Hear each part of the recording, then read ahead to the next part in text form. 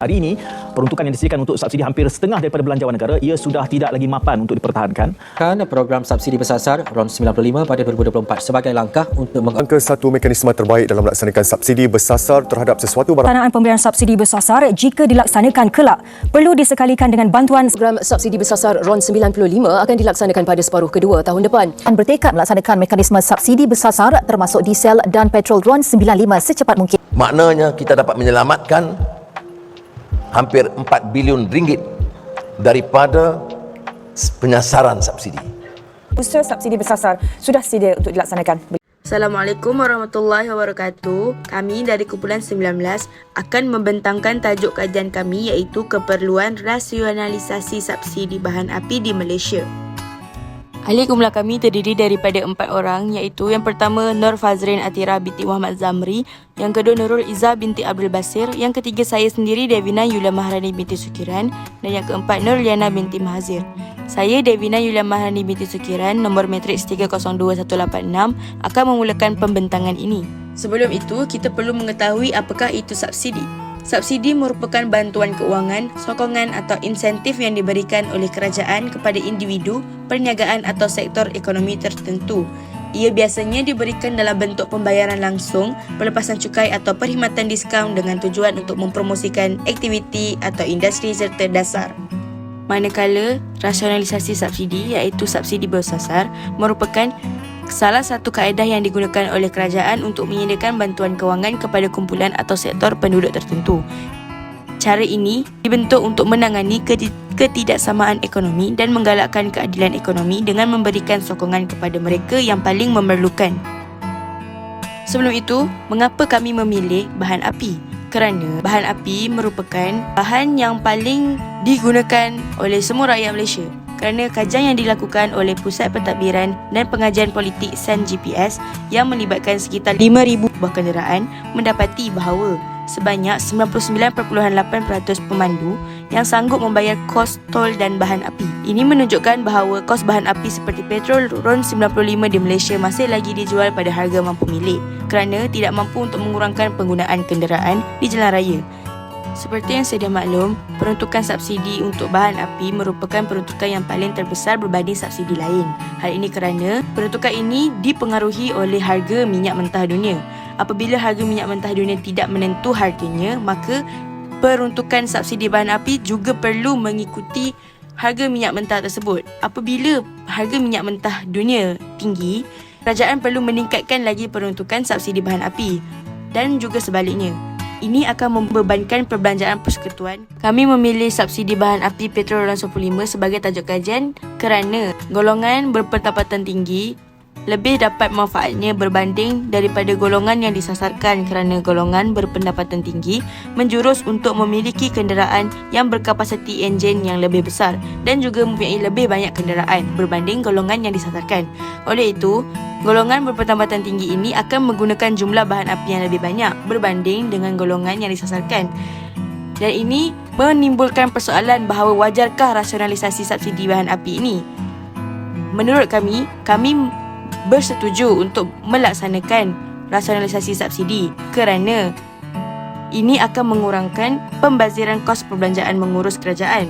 Seterusnya kita beralih kepada analisis. Analisis yang pertama merupakan analisis tentang data perbelanjaan subsidi bahan api kerajaan persekutuan dari tahun 2009 hingga tahun 2022. Jadual menunjukkan peruntukan subsidi bahan api oleh kerajaan persekutuan dari tahun 2009 sehingga tahun 2022. Peruntukan subsidi bahan api yang paling tinggi ditunjukkan pada tahun 2022 iaitu sebanyak 45.2 bilion. Manakala peruntukan subsidi bahan api yang paling rendah ditunjukkan oleh tahun 2009 iaitu sebanyak 6.2 bilion sahaja.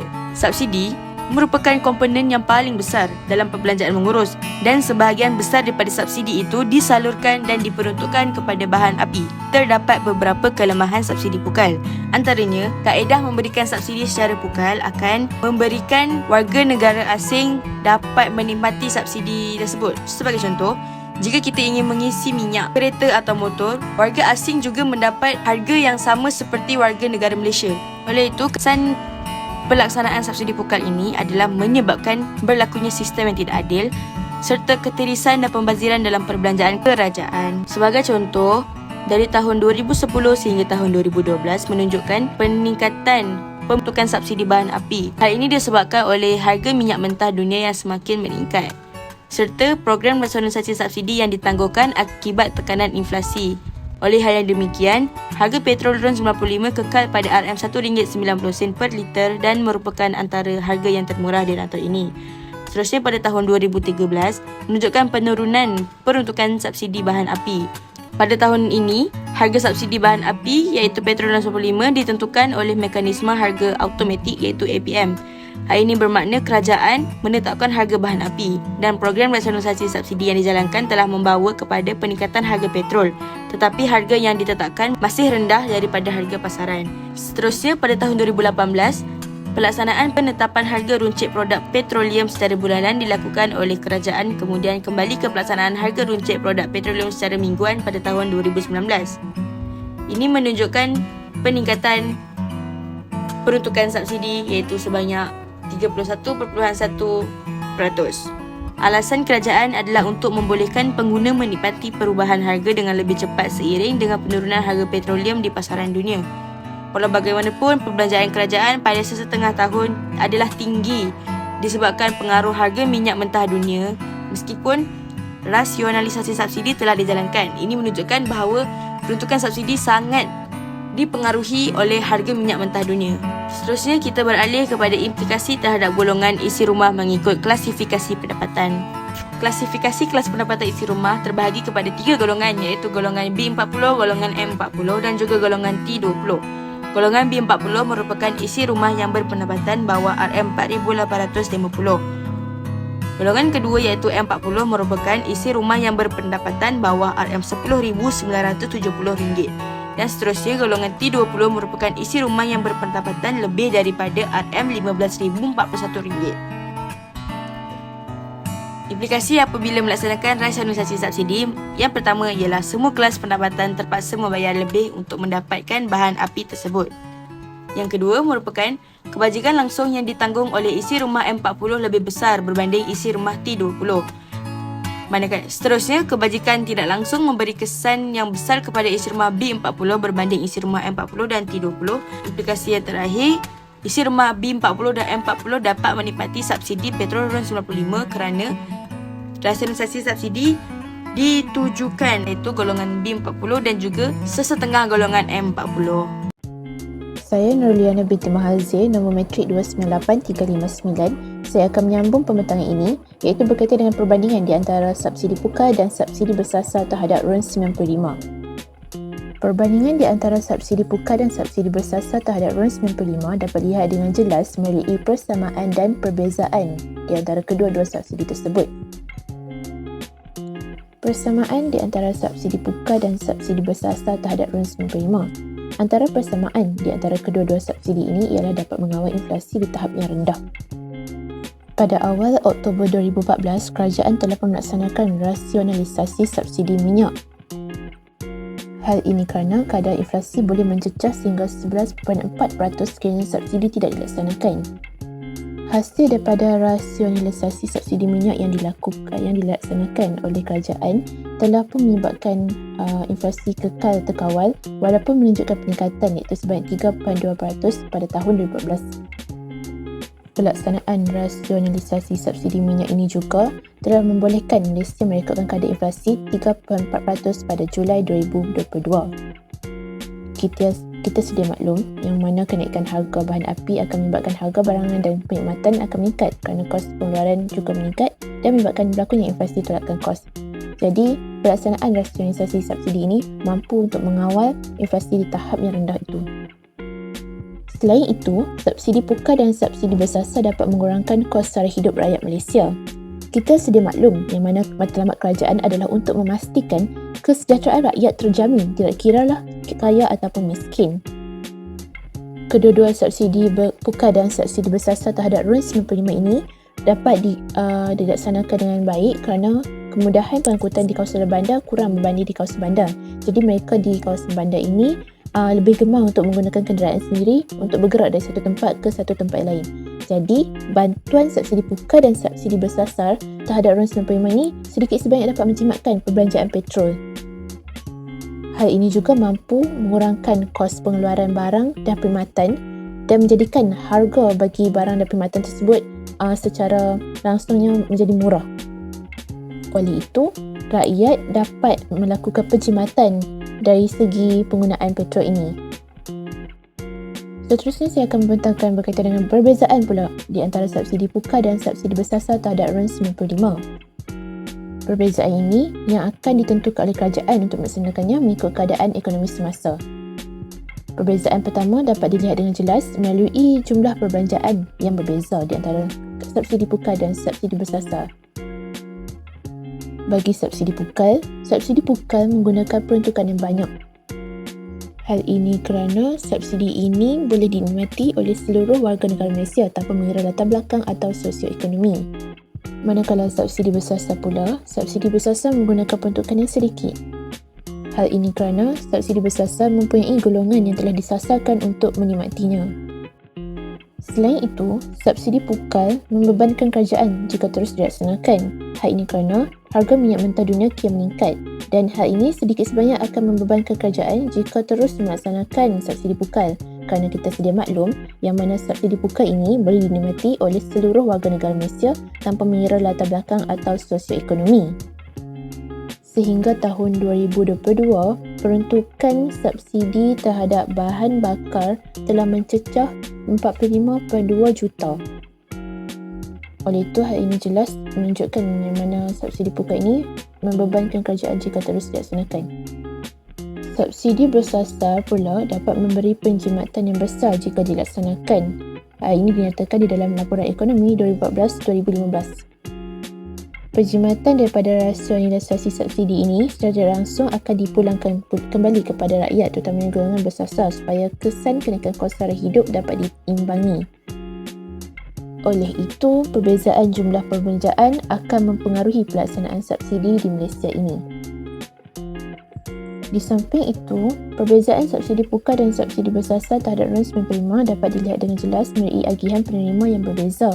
Bagi subsidi pukal, ia boleh dinikmati oleh semua warga negara Malaysia tanpa mengira latar belakang sosioekonomi seseorang. Manakala subsidi bersasar, ia dinikmati oleh golongan tertentu. Mereka ini akan diagihkan mengikut kategori tertentu yang ditetapkan oleh kerajaan. Dari segi pengagihan pula, pengagihan bagi subsidi pukal adalah tidak cekap. Hal ini kerana mengikut perbentangan yang dilakukan, kumpulan T20 mendapat lebih daripada sepatutnya dalam subsidi bahan api ini. Mereka hanya 20% daripada populasi tapi menikmati sehingga 35% subsidi bahan api. Jadi peruntukan subsidi tersebut sepatutnya dinikmati secara optimum oleh golongan berpendapatan rendah dan sederhana. Maka pelaksanaan subsidi bersasar mampu membolehkan peruntukan sumber itu adalah lebih tepat. Faktor-faktor keperluan subsidi bersasar terhadap bahan api di Malaysia. Terdapat 3 faktor yang telah kami kenal pasti. Yang pertama adalah mengurangkan defisit belanjawan, yang kedua adalah membendung ketirisan subsidi bahan api dan yang ketiga adalah membantu mengimbangi kestabilan ekonomi negara. Faktor pertama adalah mengurangkan defisit belanjawan. Malaysia terakhir mencapai belanjawan lebihan sebanyak 5,066 juta pada tahun 1997. Selepas dari tahun itu, Malaysia terus menghadapi cabaran defisit belanjawan sehinggalah kini. Malaysia menghadapi defisit belanjawan yang berterusan sehingga mencapai 6.5% pada tahun 2022. Subsidi bahan bakar boleh menjadi beban kepada perbelanjaan kerajaan persekutuan dan hal ini akan menyumbang kepada defisit belanjawan negara. Kita sedia maklum yang mana subsidi pukal memberi banyak manfaat kepada semua warga negara Malaysia tanpa mengira asal-usul dan latar belakang. Namun, peruntukan subsidi ini akan menjadi semakin banyak saban tahun kerana kenaikan harga minyak mentah dunia melebihi $110 setung susulan daripada pencubahan Rusia ke atas Ukraine pada tahun 2022. Ini bermakna harga petrol RON 95 tanpa subsidi dianggarkan sekitar RM3.85 seliter pada harga semasa itu. Pada tahun 2021, kerajaan mengeluarkan kira-kira RM8 bilion bagi subsidi petrol. Walaupun jumlah penggunaan petrol setinggi 14.4 bilion liter setahun, harga semasa minyak mentah yang meningkat melampaui $110 setung sudah pastinya memberi tekanan yang tinggi kepada poket kerajaan. Walaupun harga minyak mentah dunia meningkat, kerajaan masih melaksanakan subsidi ke atas bahan bakar ini. inilah antara punca defisit belanjawan semakin meningkat. Oleh itu, pelaksanaan subsidi bersasar dapat mengurangkan beban kerajaan kerana subsidi ini dirancang dengan bijak dan dia salurkan kepada kelompok sasaran yang tepat. Faktor seterusnya ialah membendung ketirisan subsidi bahan api. Pelaksanaan subsidi pukal bagi bahan api tidak lagi mencapai matlamat untuk membantu golongan yang memerlukan. Hal ini jelas diperkatakan oleh Timbalan Perdana Menteri Datuk Seri Dr. Ahmad Zahid Hamidi. Beliau pernah berkata yang mana kaedah yang disanakan sejak tahun 2001 itu dilihat tidak lagi adil kerana membuka ruang kepada kegiatan penyelewengan dan penyeludupan bahan api, menyebabkan peningkatan perbelanjaan kerajaan dalam peruntukan subsidi. Kesannya, kerajaan perlu menanggung perbelanjaan yang semakin besar dalam peruntukan subsidi tersebut. Sebenarnya, kerajaan Malaysia sudah beberapa kali berbincang mengenai pelaksanaan rasionalisasi subsidi. Namun, terdapat pelbagai kekangan dalam proses ini kerana perancangan yang teliti perlu dilakukan untuk mengelakkan kesan negatif terhadap mana-mana pihak yang terlibat. Dan temuan dari laporan ekonomi 2010-2011 melaporkan kira-kira 71.0% subsidi petrol memberi manfaat kepada golongan pertengahan dan golongan berpendapatan tinggi, termasuklah warga asing. Jelaslah bahawa pelaksanaan subsidi pukal tidak lagi mencapai objektif asas kerana kumpulan sasaran yang sepatutnya dibantu tidak mendapat manfaat optimum. Jadi, melalui peralihan dari subsidi pukal kepada subsidi bersasar ini dilihat dapat membantu dalam menyalurkan bantuan subsidi secara langsung kepada yang memerlukan. Faktor keperluan subsidi bersasar terhadap bahan api di Malaysia yang seterusnya ialah dapat membantu meimbangi kestabilan ekonomi negara. Subsidi bersasar dapat menstabilkan harga bahan bakar kembali untuk melindungi isi rumah yang berpendapatan rendah daripada kenaikan harga yang mendadak. Subsidi ini juga mampu meimbangi kegagalan pasaran dan faktor luaran untuk mencapai kecekapan ekonomi jika ia dilaksanakan dengan sewajarnya. Dari segi kemampuan kewangan kerajaan, subsidi pukal sebelum ini memberi kesan buruk kepada kehidupan fiskal dan menjadikan belanjawan tidak mampan. Sepanjang tahun 2012 hingga tahun 2022, kerajaan membelanjakan hampir 223.5 bilion atau 8.9% daripada jumlah keseluruhan perbelanjaan mengurus untuk subsidi. Dan sebahagian besar subsidi itu tertumpu kepada bahan api sebanyak 71.6%, manakala bakinya untuk yang lain. Subsidi ini juga dapat membantu mengawal kestabilan ekonomi dan kos sara hidup sekaligus merancangkan pusingan ekonomi hasil daripada pemberian subsidi seperti subsidi petrol. Dan melalui subsidi bersasar ini juga, ia membolehkan penjimatan dalam perbelanjaan petrol bagi rakyat di negara ini. Oleh itu, mereka dapat berbelanja kepada perkara lain yang sekaligus akan menyumbang kepada pendapatan negara. Rasionalisasi subsidi terhadap bahan api merupakan satu langkah berani kerajaan dengan memastikan subsidi yang diperuntukkan selaras dengan keperluan dan kemampuan rakyat dalam penentuan harga petrol. Di samping itu, kerajaan juga perlu memastikan badan penguatkuasaan mempertingkatkan usaha mereka dalam mengawal dan memantau pihak yang cuba untuk mengambil kesempatan daripada langkah rasionalisasi ini. Dan subsidi bersasar ini secara tidak langsung menstabilkan kembali ekonomi negara. Kesimpulannya, Malaysia perlu beralih daripada subsidi pukal disebabkan ketidakberkesanan itu yang membawa kepada kerugian negara yang ketara.